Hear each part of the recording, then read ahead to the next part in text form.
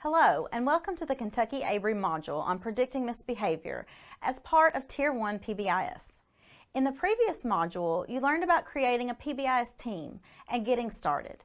In this module, we'll discuss the first major step in PBIS that is led by the team. In all three tiered models of support, there are four key components. This module focuses on key component 1. What are the predictable failures in order to determine how we can prevent that failure in the future? Predicting student failure relies heavily on knowledge of what is typical. After all, nothing predicts future student behavior as well as the past. For example, because we've all observed average students having behavioral issues during unstructured times more often than during instructional times, we all expect unstructured times to be more problematic in the future. Using this logic, we can dig deeper and ask what specific conditions, what times, places, and situations best predict misbehavior. Of course, it would be best to have hard data describing exactly the conditions surrounding every inappropriate behavior. And if you have that detailed data, that's great. But most schools just getting started with PBIS do not. Moreover, consider the value of having all the school's faculty and staff have a discussion to describe what they've observed.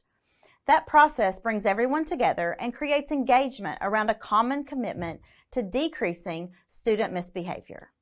The mapping activity is a vehicle for engaging the entire school in predicting student failures with behavior.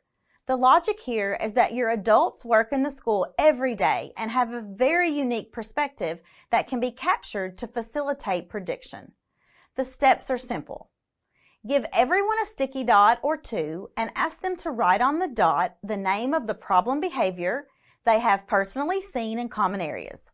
Not classrooms. We'll talk about classrooms in a later module. It's important to be sure those involved are truly considering all students and all types of behavior.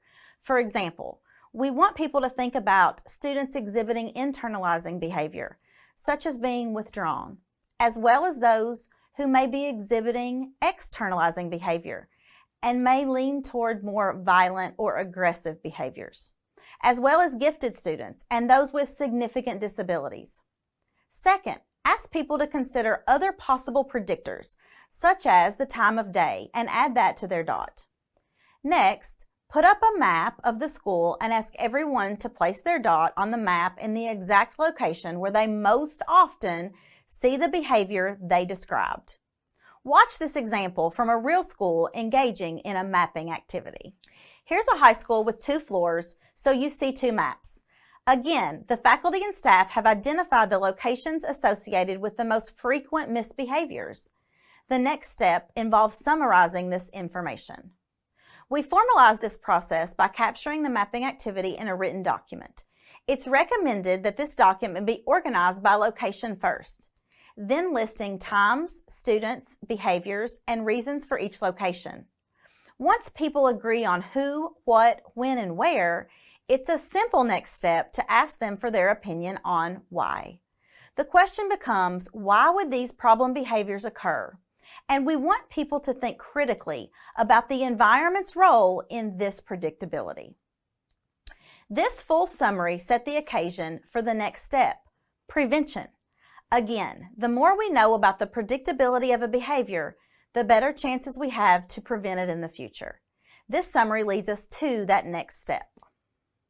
Now that you have information about prediction, future modules will help you think through prevention, teaching, monitoring, and evaluating the fidelity of your PBIS system.